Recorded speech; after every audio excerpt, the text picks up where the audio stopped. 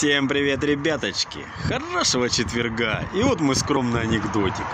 Ну это, короче, бабка стоит, блядь, на рынке, короче, тухлую рыбу продает и кричит: продается тухлая рыба, средство от храпа.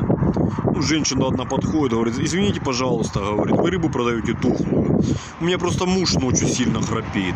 Ну вот, говорит, одной рыбиной проведешь возле носа, когда будет храпеть, и он перестанет.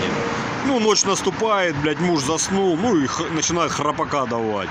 Ну, она ему раз рыбой возле носа провела, муж заснул, ну, тишина, не храпит. Но жена довольна, только ложится, опять храп начался. Она опять ему рыбой тухла возле носа. Опять тишина, минут 5, опять, и так вот раз 5, блядь.